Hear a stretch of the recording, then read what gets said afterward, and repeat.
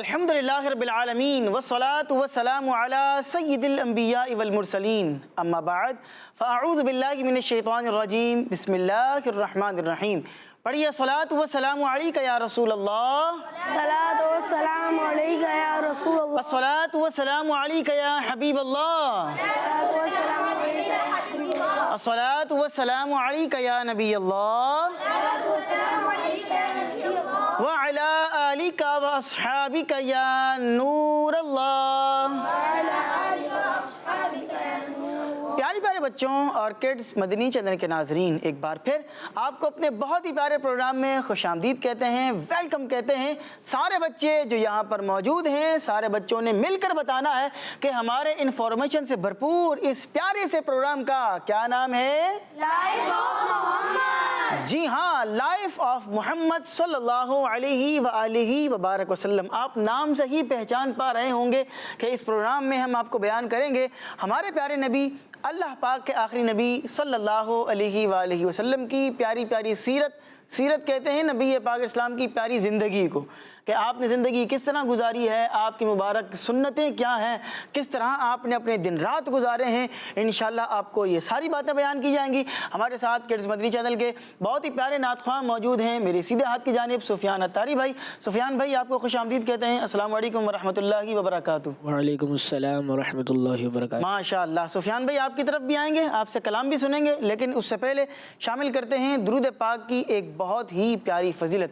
اللہ پاک کے آخری نبی صلی اللہ علیہ وآلہ وسلم نے ارشاد فرمایا کہ جو شخص مجھ پر 10 مرتبہ درود پاک پڑھتا ہے، کتنی بار درود پڑھتا ہے؟ 10 مرتبہ. فرمایا کہ جو شخص مجھ پر 10 مرتبہ درود پاک پڑھتا ہے، اللہ پاک اس پر اپنی 100 رحمتیں نازل فرماتا ہے. سبحان اللہ. سبحان اللہ سبحان اللہ. بڑی برکتیں ہیں درود پاک پڑھنے کی، اور درود پاک لکھنے کی بھی بڑی برکتیں. پڑھنا بھی ثواب کا کام ہے اور درود لکھنا بھی کار ثواب ہے، اور اس کی اتنی برکتیں ہیں کہ ایک جگہ پر ارشاد فرمایا، حدیث پاک کا مفہوم ہے کہ جب تک درود پاک جب بندے نے کسی نے لکھا نا، فرمایا کہ جب تک میرا نام اس میں لکھا رہے گا، فرشتے اس لکھنے والے کے لیے استغفار یعنی مغفرت کی دعا کرتے رہیں گے. سبحان اللہ. ہمیں درود پاک پڑھنا بھی چاہیے، اور جب موقع ملے تو لکھنا بھی چاہیے، اور جب لکھا ہے تو پھر اس جگہ کا، اس کتاب کا، اس کاپی کا، اس پیپر کا ہمیں پھر ادب بھی کرنا ہے. آئیے مل کر درود پاک پڑھتے ہیں. صلو علی الحبیب صلی اللہ علی محمد وصلی اللہ علیہ وآلہ وبارک وسلم. بڑھتے ہیں سفیان بھائی کی جانب اور سنتے ہیں ایک کلام. کون سا کلام سنائیں گے آج؟ سنتے ہیں کہ محشر میں صرف ان کی رسائی ہے. کیا بات ہے. امام الکلام اعلیٰ حضرت امام احمد رضا خان رحمۃ اللہ علیہ کا بہت ہی پیارا کلام ہے. آئیے سنتے ہیں.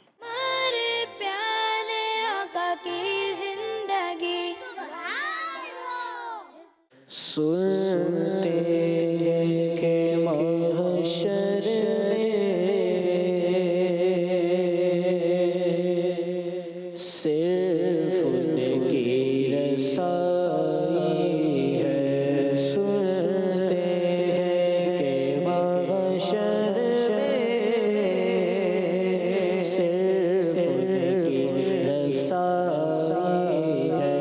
گر ان کی رسائی ہے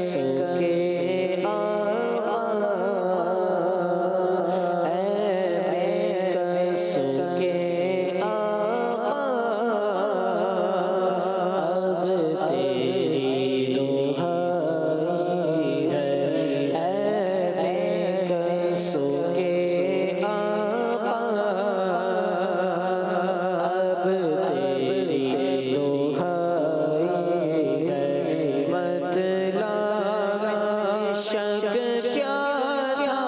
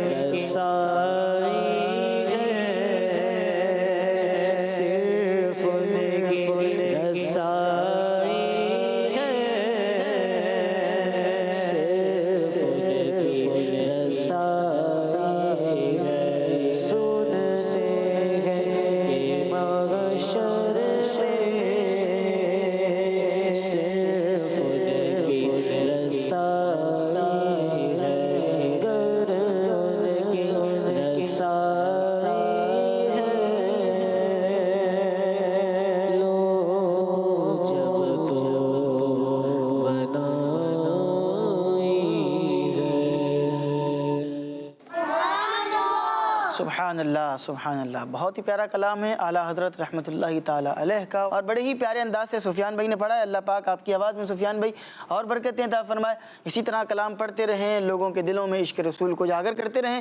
آئیے پیارے بچوں، اپنے پروگرام کو آگے بڑھاتے ہیں اور شامل کرتے ہیں ایک اور بہت ہی پیارا سا سیگمنٹ جس کا نام ہے لائف ہسٹری آف محمد صلی اللہ علیہ وسلم۔ ہمارے پیارے آقا کی زندگی۔ جی پیارے پیارے بچوں، سیگمنٹ ہے لائف ہسٹری آف محمد صلی اللہ علیہ وآلہ وبارک وسلم۔ اس سیگمنٹ میں آپ کو معلوم ہے کہ ہم آپ کو نبی پاک علیہ الصلوۃ والسلام کی پیاری سی زندگی سے ایک پیارا سا واقعہ بیان کرتے ہیں۔ تو آج بھی ایک زبردست سا واقعہ ہے، شاندار واقعہ ہے، اور آپ سنیں گے تو انشاءاللہ آپ کو مزہ آئے گا۔ واقعہ کیا ہے؟ واقعے کا مین جو آپ کہہ لیں کہ اس کی جو تھیم ہے وہ یہ ہے کہ ایک عیسائی گورنر تھا، اس کو گرفتار کرنا تھا، اور اس کو گرفتار کرنے کے لیے نبی پاک علیہ الصلوۃ والسلام نے ایک لشکر کو روانہ کیا۔ اب وہ لشکر کس طرح گیا، کس طرح اس عیسائی گورنر کو گرفتار کیا گیا، یہ واقعہ آپ کو بیان کریں گے۔ ایک عیسائی گورنر تھا جس کا نام تھا عقیدر بن عبد الملک۔ نام تھوڑا سا مشکل ہے، بہرحال نام تھا اس کا عقیدر بن عبد الملک، یہ اس عیسائی گورنر کا، اور یہ جو گورنر تھا یہ دومت الجندل کا ایک علاقہ تھا، ایک شہر تھا، وہاں کا یہ گورنر تھا۔ نام تھوڑے تھوڑے مشکل ہیں، لیکن ظاہر اس زمانے میں یہ علاقوں کے شہروں کے نام ہوا کرتے تھے، تو جگہ کا نام تھا، شہر کا نام تھا دومت الجندل، اور وہاں کا عیسائی گورنر تھا جس کا نام تھا عقیدر بن عبد الملک۔ اس کی گرفتاری کرنی تھی، اور نبی پاک علیہ السلام نے ایک لشکر بنایا۔ لشکر سمجھتے ہیں بھئی، ایک گروپ بنایا، چند افراد کے اوپر مشتمل ایک گروپ بنایا، ایک جو ہے وہ لشکر تیار کیا، اور فرمایا کہ جاؤ اور جا کر اس گورنر کو گرفتار کر کے لے کر آؤ۔ اس جو لشکر تھا، اس لشکر کے امیر کے طور پر اور سربراہ کے طور پر مقرر کیا گیا حضرت خالد بن ولید رضی اللہ تعالی عنہ کو۔ حضرت خالد بن ولید یہ ایک عظیم صحابی ہیں اور بڑے بہادر صحابی ہیں۔ ویسے تو سارے ہی صحابہ بہادر ہوتے ہیں، لیکن یہ ہے کہ یہ وہ صحابی رسول ہیں کہ جن کے بارے میں آتا ہے کہ ان کی جنگی تدبیر اور جنگوں کے معاملے کے اندر یہ بہت ماہر تھے، اور اسی زبردست یہ جنگیں لڑا کرتے تھے کہ ایسے دشمن کو پچھاڑ دیتے، اس کو شکست دے دیتے، اس کو ہرا دیتے کہ آپ کو سیف اللہ یعنی اللہ کی تلوار کہا جاتا تھا۔ اتنا آپ جو ہے وہ جنگوں کے اندر مہارت رکھتے تھے۔ خیر، ان کو امیر لشکر بنا دیا گیا، اور ان کو سربراہ اور نگران آپ کہہ لیں وہ بنا دیا گیا۔ اس لشکر کے اندر حضرت بجیر بن بجرہ رضی اللہ تعالیٰ عنہ یہ بھی شامل تھے۔ آپ فرماتے ہیں کہ ہوا یہ کہ نبی پاک علیہ الصلوۃ والسلام نے ارشاد فرمایا کہ اس گورنر کو جا کے گرفتار کر کے پکڑ کے لے کر آؤ، لیکن کرنا یہ ہے کہ اگر تم اسے زندہ پکڑ لو نا تو اسے مارنا نہیں، اسے پکڑ کر میرے پاس لے کر آنا، قتل اس کو کیا کرنا ہے، میرے پاس لے کر آنا۔ سارے بچے مل کے بتائیں گے کیا کرنا ہے بھائی، میرے پاس زندہ سلامت لے کر آنا ہے۔ اب جناب جب یہ بات ہوئی تو حضرت خالد بن ولید رضی اللہ تعالیٰ عنہ یہ سوچنے لگے کہ بھئی یہ کوئی جنگی میدان تو ہے نہیں، کیونکہ بھئی جنگ ہوتا ہے تو ظاہر ہے یہ جنگ کے ماہر تھے، تو جنگ میں کیا ہوتا ہے کہ سامنے بھی ایک گروپ ہے، یہاں پر بھی ایک گروپ ہے، اور آپس میں ایک دوسرے سے جنگ کرنی ہے، اور جو جیت گیا وہ جیت گیا، جو ہار گیا وہ ہار گیا۔ اور خالد بن ولید رضی اللہ عنہ یہ تو جنگ کے بڑے ماہر تھے، تو آپ سوچنے لگے کہ یار یہ تو جنگ تو ہے نہیں، کوئی میدان تو سجے گا نہیں، تو یہاں کیا کرنا ہے کہ ایک شہر ہے، شہر کے بیچوں بیچ ایک گورنر کو اٹھا کر گرفتار کر کے لانا ہے۔ آپ کیا سمجھتے ہیں یہ کوئی آسان کام ہے؟ کبھی کسی شہر کے کسی بڑے بندے کو، کسی شہر کے امیر کو، کسی گورنر کو اٹھا کر لانا ہے اور گرفتار کر کے لانا ہے، اس کی حکومت ہے وہاں پر، وہ وہاں پر گورنری کر رہا ہے، اس کا وہاں پر سمجھ لو ایک طرح سے محل ہے، اس کے سپاہی ہیں، اس کے وہاں پر پولیس کے افسران ہیں، سارے معاملات ہیں، اس کی حفاظت کرنے کے لیے اتنے سارے لوگ ہیں۔ تو آپ سوچنے لگے کہ یار اتنے سارے لوگوں کے بیچ میں سے میں ایک بندے کو جو کہ گورنر ہے وہاں کا، اس کو گرفتار کر کے لے کر آؤں گا تو یہ ایک مشکل کام ہے۔ بہرحال آپ کو جب یہ ایک پریشانی ہوئی تو آپ نے جو ہے وہ نبی پاک علیہ السلام کی خدمت میں یہ پریشانی کا ذکر کر دیا، یا رسول اللہ صلی اللہ علیہ وسلم، وہ تو ایک پورے شہر میں سے اور ایک بھرا بھرا شہر ہے، وہاں سے میں نے گورنر کو اٹھا کر لے کر آنا ہے، تو یہ کام تو ذرا مشکل ہے۔ تو نبی پاک علیہ الصلوۃ والسلام نے ان کی پریشانی کو دور کیا اور فرمایا کہ تم اسے گائے کا شکار کرتے ہوئے پاؤ گے تو اسے پکڑ لینا۔ اب یہ ایک اشارہ تھا، اشارے کا مطلب یہ تھا کہ بھی آپ کے لیے کوئی اتنی مشکل ہوگی نہیں انشاءاللہ، یعنی ایسا کوئی مسئلہ نہیں ہوگا کہ بھی محل میں جانا پڑے گا، اس کا جو بھی گھر ہے وہاں جانا پڑے گا اور وہاں سے سارے سپاہیوں کے درمیان سے اس کو گرفتار کر کے لانا پڑے گا، ایسا نہیں ہوگا۔ یعنی یہ ایسا ہوگا کہ وہ گائے کا شکار کر رہا ہوگا اور تم نے اس کو گرفتار وہاں سے کر لینا ہے۔ چنانچہ جناب خالد بن ولید رضی اللہ تعالیٰ عنہ چل پڑے، اس جگہ پر پہنچے اور عقیدر کے محل پر آپ کی نظر پڑ گئی اور آپ وہاں پر جا کر نظر رکھنے لگے، کیونکہ آپ نے اس کو گرفتار کرنا تھا، لہٰذا آپ نے جہاں پر ایک جگہ پر ٹھہراؤ کرنا تھا وہاں آپ ٹھہر گئے، اپنے ساتھیوں کو بھی آپ نے روک لیا اور وہاں سے بیٹھ کر جو ہے وہ اس کے محل کو دیکھتے رہے کہ بھئی اب کب موقع لگتا ہے اور میں اس کو گرفتار کروں۔ چنانچہ روایتوں میں آتا ہے کہ چاندنی رات تھی، چاند اپنی پوری آب و تاب سے روشنی کے ساتھ چمک رہا تھا، قلعے تک سارا منظر صاف ستھرا دکھائی دے رہا تھا، اور خدا کی قدرت دیکھیں کہ اچانک ایک گائے چلتے چلتے چلتے چلتے اس کے قلعے کے دروازے کے پاس پہنچ گئی۔ مطلب کیا کہ جو حضور نے فرمایا اب وہ پورا ہو رہا ہے۔ حضور نے فرمایا تھا ایک گائے آئے گی، اس کا وہ شکار کرے گا، تم پکڑ لینا اس بندے کو۔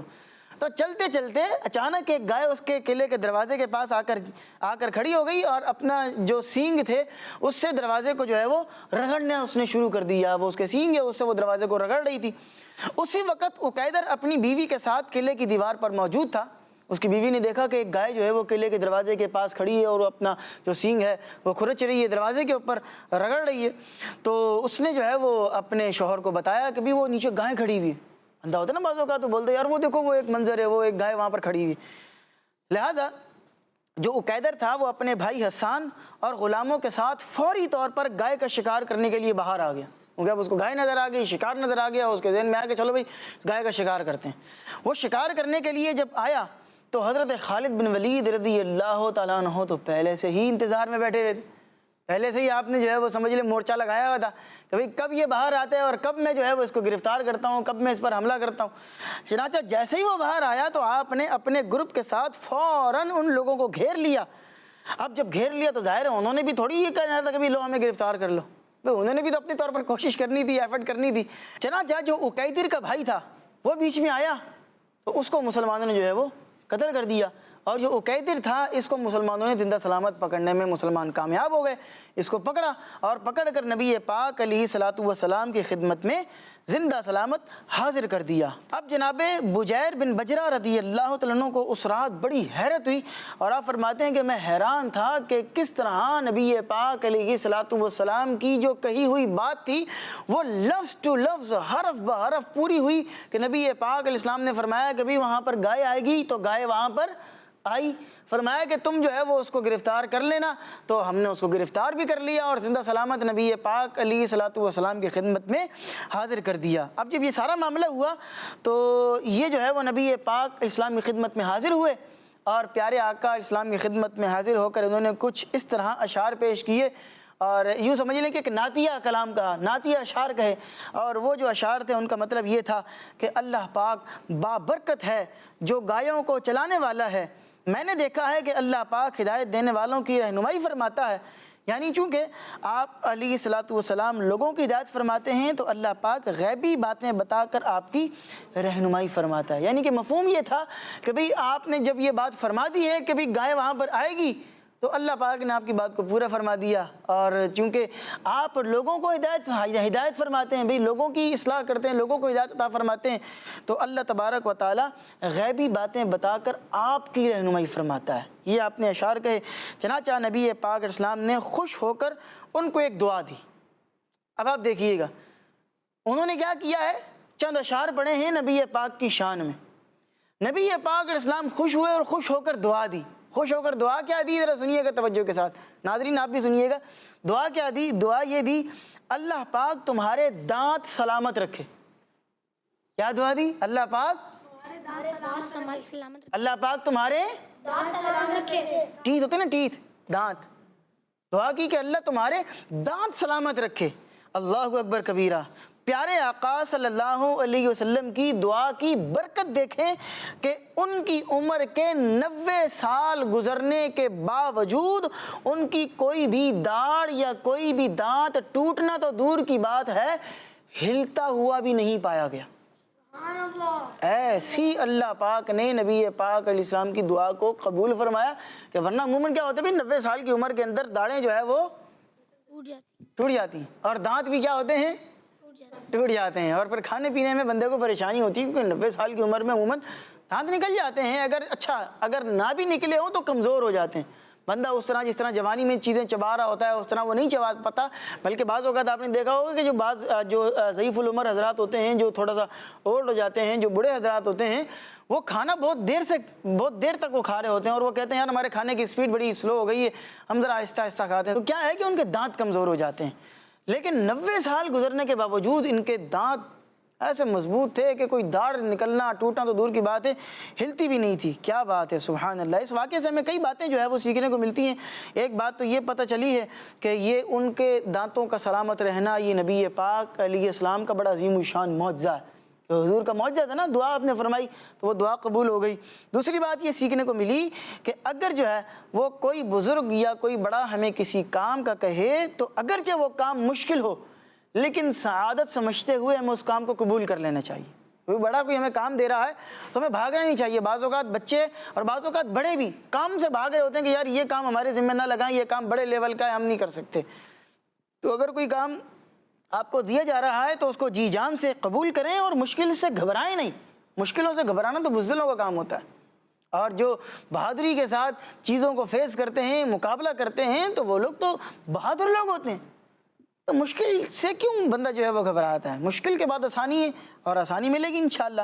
پھر ایک اور بات یہ پتہ چلی ہے کہ اگر کسی نے ہمیں کوئی کام دیا اور اس کام میں ہم یہ محسوس کر رہے ہیں کہ بھئی کوئی پریشانی ہے، جیسے بھی میں نے شروع میں کہا کہ بھی کام مل رہا ہے تو قبول تو کر لیں، لیکن اگر آپ کو لگ رہا ہے کہ یار یہ کام بڑا مشکل ہے اور میں اگر کروں گا تو مجھے پریشانی ہو سکتی ہے، تو پھر جو بندہ آپ کو کام دے رہا ہے اس کے سامنے اسی ٹائم اس بات کو ظاہر کر دیں، اس کو بتا دیں کہ ابھی مجھے کام کرنے میں پریشانی ہو سکتی ہے، تو ممکن طور پر وہ آپ کی مدد کر دے گا، وہ آپ کو بتا دے گا کہ بھئی اگر یہ پریشانی ہو تو یوں کرنا، یہ پریشانی ہو تو یوں کرنا، تو وہ آپ کو سمجھا دے گا۔ اور ایک اور بات کہ بھئی نبی پاک اسلام کی تعریف کرنا اور ان کی نعتوں کو پڑھنا یہ صحابہ کرام کا طریقہ ہے۔ بعض لوگ کہتے ہیں بھی نعتیں کہاں سے پڑھتے ہیں آپ، نعتیں کہاں سے ثابت ہیں؟